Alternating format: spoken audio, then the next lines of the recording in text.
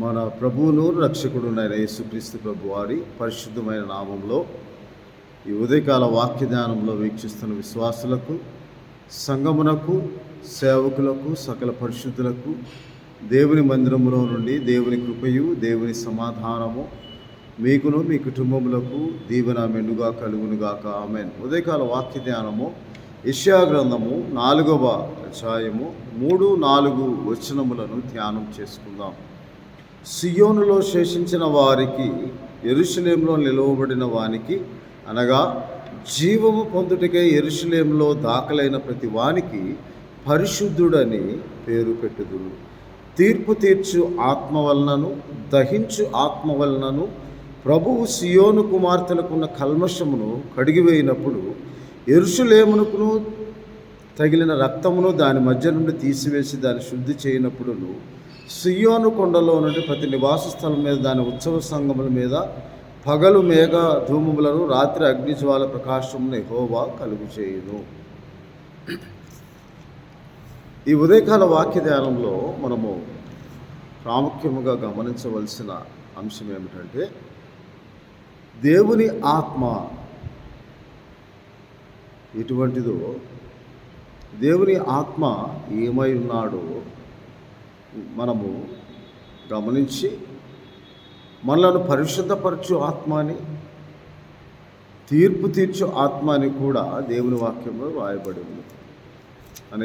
అనగా మన హృదయ కల్మషమును కడిగివేయు ఆత్మ, దహించు ఆత్మ, తీర్పు తీర్చు ఆత్మ అని దేవుని వాక్యంలో రాయబడింది. ప్రాముఖ్యముగా శేషించిన వారు, అనగా జీవము పొందుటకై దాఖలైన ప్రతి వానికి, యెరూషలేములో దాఖలైనగా లిఖింపబడిన జీవగ్రంథంలో రాయబడిన ప్రతి వానికి పరిశుద్ధుడని పేరు పెట్టబడింది. అది ఎప్పుడు అంటే, కల్మషమును కడిగివేయినప్పుడు దేవుడు కల్మషమును తీసివేసి తన ఆత్మ ద్వారా మన కల్మషములను, మన పాపములను, మన అపవిత్రతను దహించి వేసి శుద్ధి చేయనప్పుడు మనం పరిశుద్ధులుగా తీర్చబడతాం. అందుకే దేవుని ఆత్మకు పరిశుద్ధాత్మ అని పేరు పెట్టబడింది. ఎందుకనగా దేవుడు పరిశుద్ధుడు. ఆ దేవుడు పరిశుద్ధపరచువాడు. మనకై మనము పరిశుద్ధపరచబడము, కానీ దేవుడు నేను పరిశుద్ధపరచు యెహోవాను, నేను మిమ్మల్ని పరిశుద్ధపరచునట్లు మిమ్మల్ని మీరు శుద్ధి చేసుకోండి అని దేవుని వాక్యంలో లేవికాండంలో చదవబడుతున్నది. చూడండి ఒకసారి, లేవికాండము 19వ అధ్యాయంలో ఇలాగూ దేవుని వాక్యంలో రాయబడి ఉన్నది. నేను మిమ్మలను పరిశుద్ధపరచు యెహోవాను అని, నాకు దేవునికి భయపడవలను అని చెప్పి దేవుని వాక్యంలో లేవికాండం 19వ అధ్యాయంలో ఇలాగూ 2వ వచనంలో, మీరు పరిశుద్ధులై ఉండవలనను, మీ దేవుడైన యెహోవాను నేను పరిశుద్ధుడనై ఉన్నాను. నేను మీ దేవుడైన యెహోవాను, మీ దేవునికి నీవు భయపడవలనని 14వ వచనంలో రాయబడి ఉన్నది. కాబట్టి అదే మాట 20వ అధ్యాయం లేవికాండంలో, కావున 7వ వచనంలో, మిమ్మును మీరు పరిశుద్ధపరచుకొని పరిశుద్ధులై ఉండుడి, నేను మీ దేవుడైన యెహోవాను, మీరు నా కట్టడలను ఆచరించి వాటిని అనుసరింపవలను, నేను మిమ్మల్ని పరిశుద్ధపరచు యెహోవాను అని దేవుని వాక్యంలో రాయబడింది. అలాగే 20వ అధ్యాయం 26వ వచనంలో, మీరు నాకు పరిశుద్ధులై ఉండవలనను, యెహోవాను నేను పరిశుద్ధులను, మీరు నా వారై ఉండునట్లు అన్యజనుల్లో నుండి మిమ్మల్ని నేను వేరుపరచితిని అంట. కాబట్టి అలాగే 21వ అధ్యాయములో కూడా యాజకుని గురించి మాట్లాడుతూ, ఎలాగనగా యాజకుడు తన దేవునికి ప్రతిష్ఠుడు. 8వ వచనం, అతడు నీ దేవునికి ఆహారం అర్పించేవాడు కనుక నీవు అతన్ని పరిశుద్ధపరచవలను, మిమ్మును పరిశుద్ధపరచు యెహోవాను నేను పరిశుద్ధులను కనుక అతడు మీ దృష్టికి పరిశుద్ధుడు కావలను. కాబట్టి దేవుని ఆత్మ మొట్టమొదటిగా యెషయా గ్రంథంలో 11వ అధ్యాయంలో ఇలాగ దేవుని వాక్యంలో 2వ వచనంలో, యెహోవా ఆత్మ జ్ఞాన వివేకములకు ఆధారముగు ఆత్మ. రెండవది ఆలోచన బలములకు ఆధారమగు ఆత్మ. మూడవది తెలివిని యెహోవా ఎడల భయభక్తులు పుట్టించు ఆత్మ అని. అలాగే ఆ ఆత్మ కేవలము జ్ఞాన వివేకములకు ఆధారమగు ఆత్మ, ఆలోచన బలముకు ఆధారమగు ఆత్మ, తెలివిని యెహోవా యందు ఎడల భయభక్తులు పుట్టించు ఆత్మ.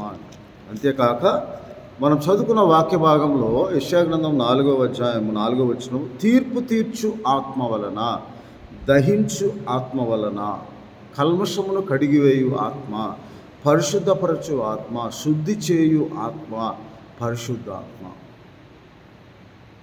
అందుకే యెషయా గ్రంథంలో చాలా చక్కగా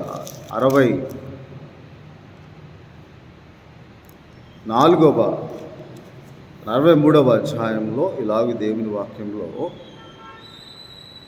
10వ వచనంలో, ఇశ్రాయేలీయులు దేవుని మేలులన్నీ పొందుకొని దేవుడు వారికి దయచేసిన సమస్తమైన ఈవులను బట్టి, రక్షణను బట్టి, విమోచనను బట్టి, విడుదలను బట్టి వారు దేవుణ్ణి ఆశ్రయించక దేవునిచే విమోచింపబడిన వారు, అంటే జీవగ్రంథములో పేర్లు లిఖించుటకు యోగ్యులైన వారు, రాయబడిన వారు పరిశుద్ధులు, అనగా వారు విమోచింపబడిన వారు దేవునిచే. అందుకే యెషయా గ్రంథం 62వ అధ్యాయం 12వ వచనం, పరిశుద్ధ ప్రజలనియు యెహోవా విమోచించిన వారని వారికి పేరు పెట్టబడుతున్నారు. దేవునిచే విడిపింపబడిన వారు, దేవుడు విమోచించిన వారికి పరిశుద్ధ ప్రజలు.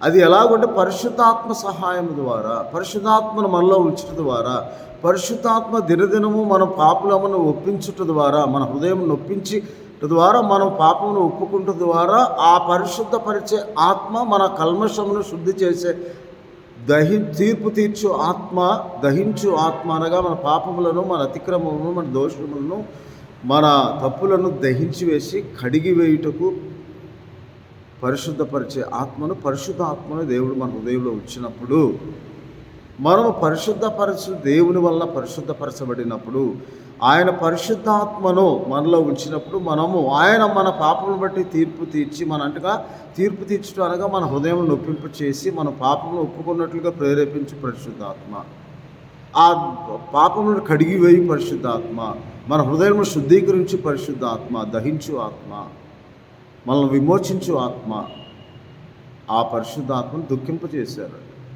అందుకే 63వ అధ్యాయము 10వ వచనంలో, ఆయనను వారు తిరుగుబాటు చేసి, ఎప్పుడు వారి యావత్ బాధలు 9వ వచనంలో 8, 9 వచనం, వారు నా జనులనియు అబద్ధములాడనేరని పిల్లలనియు అనుకొని వారికి రక్షకుడు అయ్యాడంట ఆయన. ఎలాగూ అంటే 7వ వచనంలో, యెహోవా మనకు చేసిన వాటన్నిటిని బట్టి యెహోవా కృపాతిశయమును, యెహోవా స్తోత్రగానం చేయదు, తన వాత్సల్యతను బట్టి, తన కృపా బాహుల్యమును బట్టి ఇశ్రాయేలీయుల వంశస్థులకు ఆయన చూపిన మహాకనికరం నేను ప్రకటన చేసేదను అని చెప్పి, వారి యావత్ బాధలు ఆయన బాధలను ఆయన సన్నిధి దూత వారిని రక్షించినప్పటికీ, ప్రేమ చేతను తాళిమి చేతను వారిని విమోచించినప్పటికీ, పూర్వదినములన్నిటిని ఆయన వారిని ఎత్తుకొని మోసుకొని వచ్చెను అని దేవుని వాక్యం. ఎలాగ ఎత్తుకొని మోసుకొని వచ్చాడంట అంటే, నిర్గమాకాండము 19వ అధ్యాయము 4వ వచనంలో దేవుడు వారిని పూర్వదినంలో ఎలాగ ఎత్తుకొని మోసుకొని వచ్చేయడానికి 19వ అధ్యాయం 4వ వచనంలో, నేను ఐగుప్తులకు ఏమి చేసినో మిమ్మల్ని గద్దలు రెక్కల మీద మోసిన ఆ యుద్ధకు మిమ్మల్ని ఎట్లు చేర్చుకుంటున్నో మీరు చూచితిరి. గద్ద రెక్కల మీద మోసిపెట్టి తన పిల్లల్ని ఎలాగూ మోసుకొని వెళుతూ, అలాగూ నేను మోసుకొని వచ్చిన, అయినను వారు తిరుగుబాటు చేసి ఆయన పరిశుద్ధాత్మను దుఃఖింప చేయగా ఆయన వారికి విరోధి, తానే వారితో యుద్ధం చేశాడు. అలాగే 12వ వచనంలో ఒక ప్రశ్న, తమలో తన పరిశుద్ధాత్మను ఉంచిన వాడు ఏడి? ఆ దేవుని ఆత్మ, పరిశుద్ధాత్మ కేవలం జ్ఞాన వివేకములకు ఆధారమగు ఆత్మ. అంటే జ్ఞాన వివేకం అంటే యెహోవా యందు భయభక్తులు పుట్టించే ఆత్మ. నిజమైన దేవుడు ఎరుగునట్లుగా మనకు జ్ఞానం వివేచన అనుగ్రహించే ఆత్మ. ఆయన యందు భయభక్తులు కలిగి భయభక్తులను పుట్టించే ఆత్మ అని కూడా దేవుని వాక్యంలో రాయబడి ఉంది. ఇర్మియా గ్రంథంలో ఇలాగూ దేవుని వాక్యంలో రాయబడి ఉంది. చూడండి ఒకసారి ఇర్మియా గ్రంథము 30వ అధ్యాయం 31వ అధ్యాయంలో దేవుని వాక్యంలో యెహోవా యందు భయభక్తులు పుట్టించటానికి దేవుడే మనకు ఆయన భయభక్తులు పుట్టిస్తాడట. 32వ అధ్యాయము 39వ వచనంలో 38, 39 వారు నాకు ప్రజలయ్యుందురు, నేను వారికి దేవుడినయ్యుందును, మరియు వారి కుమారులకు మేలు కలుగుటకే వారు నిత్యము నాకు భయపడినట్లు నేను వారికి ఏక హృదయమును ఏక మార్గమును దయచేయుదును. నేను వారికి మేలు చేయుట మానుకున్నట్లు నిత్యమైన నిబంధన వారితో చేయుచున్నాను. వారు నన్ను విడవకుండునట్లు వారి హృదయంలో నా ఎడల భయభక్తులు పుట్టించేదను. వారికి మేలు చేయుటకు వారి యందు ఆనందించున్నాను. నా పూర్ణ హృదయంతో నా పూర్ణాత్మతో ఈ దేశంలో నిశ్చయముగా వారిని నేను నాటుతాను. వారు నన్ను విడవకున్నట్లు వారి హృదయంలో నా ఎడల భయభక్తులు పుట్టించుతారు. ఆ భయభక్తులు పుట్టించే ఆత్మ కూడా పరిశుద్ధ ఆత్మ. అలాగే ఇర్మియా గ్రంథం 24వ అధ్యాయంలో దేవుని వాక్యంలో ఇలాగూ రాయబడి ఉన్నది. ఆయన భయభక్తులు పుట్టించడం మాత్రమే కాక వారికి 24వ అధ్యాయం 7వ వచనంలో వారు పూర్ణ హృదయంతో నా యొద్దకు తిరిగి వచ్చినట్లుగా చేసేది కూడా పరిశుద్ధాత్మ. తిరిగి రాగా వారు నా జనులగినట్లు నేను వారికి దేవుడిని అగినట్లు నేను యెహోవానైన నన్ను ఎరుగు హృదయము వారికి ఇచ్చేదను అంటున్నాడు. యెహోవా యందు భయభక్తులు పుట్టించుతాడు. ఆయనే పుట్టించడం ద్వారా ఆయన ఎరిగే హృదయం మనకు అవసరం. కాబట్టి ఆయన నిజమైన దేవుడిని ఎరిగే హృదయం మనకు అవసరం. కాబట్టి పరిశుద్ధాత్మ జ్ఞానమును వివేచనను మనకు అనుగ్రహిస్తాడు. అందుకే జ్ఞాన వివేకములకు ఆధారమగు ఆత్మ యెహోవా ఎడల భయభక్తులు పుట్టించు ఆత్మ. నిజమైన దేవుడిని ఎరిగే హృదయమును, దేవుడు నిజమైన దేవుడని ఆయన యందు భయభక్తులు పుట్టించే హృదయం కూడా మనకు అనుగ్రహించేది పరిశుద్ధ. అందుకే యెహెజ్కేలు గ్రంథము 36వ అధ్యాయంలో దేవుని వాక్యంలో ఇలాగ వ్రాయబడి ఉన్నది. ఏమని అంటే 26వ వచనంలో 25వ వచనంలో మీ అపవిత్రత యావత్తు పోవునట్లు మీ మీద నేను శుద్ధ జలం, అది శుద్ధ జలం అనగా నీళ్లకు, అది పరిశుద్ధాత్మను. అందుకే దేవుడైన యెహోవా ఇలాగూ సెలవిస్తూ ఉన్నారు. ఏమని? ఆ శుద్ధ జలముకు సాదృశ్యముగా 27వ వచనము యెహెజ్కేలు గ్రంథం 36 నా ఆత్మను మీ యందు ఉంచి అంటాడు. 26వ వచనంలో అప్పుడు నూతన హృదయము మీకు ఇచ్చేది, అంటే దేవుణ్ణి ఎరిగే హృదయమును ఇస్తాడు. నూతన స్వభావం మీకు కలుగజేసేదను. రాతి గుండెను మీలోని తీసివేసి మాంసపు గుండెను మీకు ఇచ్చేదను. నా ఆత్మను మీ యందు ఉంచి నా కట్టలను అనుసరించే వారుగాను నా విధులను గైకొని వారుగాను మిమ్మల్ని చేసేదను. నేను మీ పితరులకు ఇచ్చిన దేశం మీరు నివసించదు. మీరు నా జనులయ్యుందురు, నేను మీ దేవుడినయ్యుందును. మీ సకలమైన అపవిత్రతను పోగొట్టి నేను మిమ్మల్ని రక్షించుదును అంటున్నాను. ఆ అపవిత్రతను పోగొట్టడానికి మనం చదువుకున్న యెషయా గ్రంథం 4వ అధ్యాయం 4వ వచనంలో తీర్పు తీర్చు ఆత్మ వల్లను దహించు ఆత్మ వల్లను సియోను కుమార్తె యొక్క కల్మషమును కడిగివేసి యెరూషలేములో పరిశుద్ధులని పేరు పెట్టకు విమోచింపబడిన వారిగా జీవగ్రంథంలో దాఖలైన వారికి పరిశుద్ధులని పేరు పెట్టిన వారి అపవిత్రతను కడిగివేసి నూతన స్వభావమును నూతన హృదయం ఎలాగిస్తాడంటే ఆయన ఆత్మను ఉంచి, ఆ పరిశుద్ధాత్మ ఆయన సమస్త కల్మషం నుండి మన పవిత్రులుగా చేస్తుంది. కాబట్టి ఆ ఆత్మ నూతన హృదయం, నూతన స్వభావం, దేవుని వైపు తిరిగి దేవుణ్ణి నిజంగా ఆరాధించే ఆత్మను దేవుడు మనకు అనుగ్రహిస్తాడని ఆ జ్ఞాన వివేకంలోకి ఆధారముగా ఆత్మను అందుకొని, అందుకే దావీదు భక్తులు 51వ కీర్తనలో ఇలాగూ ప్రార్థన చేస్తాడు. అయ్యా నీ పరిశుద్ధాత్మను నా ఎదురుని తీసివేయక, నీ సన్నిధి నుండి త్రోసివేయక, నా దోషం పోవునట్లు నన్ను బాగుగా కడుగుము, నా అపవిత్రత పోవునట్లు నన్ను శుద్ధి చేయము, హిస్సోపుతో నా పాపము పరిహరించుము. ప్రభువా రక్షణానందము నాకు మరలా అనుగ్రహించము. ప్రభువా రక్తాపరాధమును నన్ను విడిపించుము అని దేవుని వాక్యంలో రాదు. కాబట్టి పరిశుద్ధాత్మ మనలో ఉంచిన దేవుని మన ఆత్మను, ఆ పరిశుద్ధాత్మ మనము దుఃఖింప చేయకుండా మన హృదయంలో మనము పరిశుద్ధాత్మ, మన దేహము పరిశుద్ధాత్మ నిలయమై దేవుని ఆలయమై ఉన్నదని, ఎవడైనాను ఆయన ఆలయం పాడు చేసిన దేవుడు వారిని పాడు అనగా దాని అర్థం ఏమిటి? ఈ లోక సంబంధమైన ఈ మందిరం కాదు, కానీ దేవుని పరిశుద్ధాత్మకు నిలయమైన మన దేహమును మనం పాడు చేసినలా, ఆయన ఆత్మ మత్సరపడినంతగా, దుఃఖించినంతగా మనం దేవునికి విరోధంగా తిరుగుబాటు చేసినలా ఆయన మనం పాడు చేస్తాడు. కాబట్టి దానికి ముందు ఆయన హెచ్చరించాడు. ఆయన మనకు పరిశుద్ధాత్మను అనుగ్రహించాడు. జ్ఞాన వివేకములకు ఆత్మ, ఆధారమగు ఆత్మ, యెహోవా యందు భయభక్తులను పుట్టించు ఆత్మ, యెహోవాను ఎరుగు ఆత్మ, నిజమైన దేవుడు ఎవరిని ఎరిగే ఆత్మ, ఎరుగుటకు జ్ఞానమును, వివేచన, తెలివిని మనకు అనుగ్రహించిన ఆత్మ పరిశుద్ధ దేవుడు.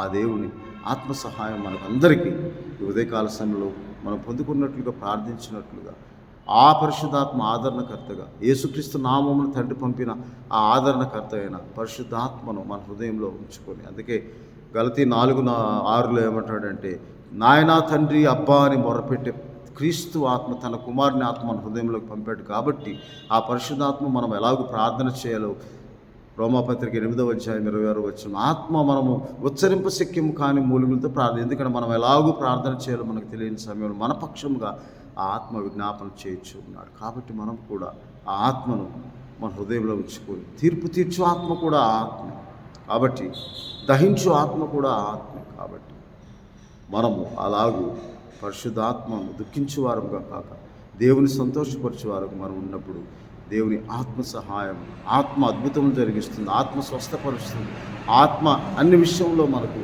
సహాయం దయచేసి దేవుని యొద్దకు నడిపిస్తుంది. అందుకే ఆత్మ నడుపు స్వచ్ఛములోనికి ఇప్పుడే ఆత్మ నడుపు అనే పాటను రాశారు. కాబట్టి మనం కూడా అలా పరిశుద్ధాత్మ సహాయం పొందుకొని పరిశుద్ధాత్మ చే నడిపింపబడి వారంగా ఉన్నట్లు దేవుని సహాయం మీకును మీ కుటుంబములకు అనుగ్రహింపబడి దేవుణ్ణి ఆరాధించు వారు, యథార్థముగా ఆరాధించు వారు ఆత్మతో స్వచ్ఛముతో ఆరాధించాలని దేవుని వాక్యం సెలవిస్తుంది. అట్టి కృపను దేవుడు మీకును మనందరికీ దయచేయునుగాక. ఆమేన్. పరిశుద్ధుడైన మహోన్నతుడైన తండ్రి మీకు స్తోత్రాలు. కృపగల దేవా, దయగల మా తండ్రి, ఉదయకాల సౌన్ తండ్రి, మీ తీర్పు తీర్చు ఆత్మను, దహించు ఆత్మను, మా పాపములను కడిగివేయు, పరిశుద్ధపరచు దేవుడు అయి ఉన్న పరిశుద్ధాత్మ మాకు సహాయం మాకు దయచేయమని ఈ వీడియో ద్వారా వీక్షిస్తున్న ప్రతి కుటుంబానికి అటు ఆదరణ, సహాయం, ఆత్మ నడిపింపు దయచేసి పరిశుద్ధాత్మ దేవ మీకే స్తుతులు స్తోత్రాలు చెల్లిస్తూ ప్రతి కుటుంబాన్ని దీవించి ఆశీర్వదించి మీకు జ్ఞాపకం చేసుకోమని ప్రభా మీ నామములకే స్తుతులు స్తోత్రాలు చెల్లిస్తూ మా ప్రభువును మా రక్షకుడైన యేసుక్రీస్తు వారి పరిశుద్ధమైన నామం ప్రార్థన చేయించున్నాం తండ్రి. ఆమేన్. తండ్రి అయిన దేవుని ప్రేమ, ప్రభువును రక్షకుడైన యేసుక్రీస్తు వారి కృప, పరిశుద్ధాత్మనిచ్చే ఆదరణ, కాపుదల, సంరక్షణ, కృపాక్షేమం దేవుడు మీకులు మీ కుటుంబం అనుగ్రహించి మిమ్మల్ని పరిశుద్ధాత్మ సహాయం, ఆత్మ సిద్ధపరిచి ఆయన రాకొడుకు సిద్ధపాటైన ఆత్మను దేవుడు మీ ఆత్మను రక్షించగల శక్తి గల వాక్యం మీరు సాత్వికంగా అంగీకరించి పరిశుద్ధాత్మ సహాయం దయచేసి మిమ్మల్ని మీ కుటుంబాలను దీవించి ఆశీర్వదించును గాక. ఆమె దేవుడు మిమ్మల్ని దీవించును గాక. ఆమె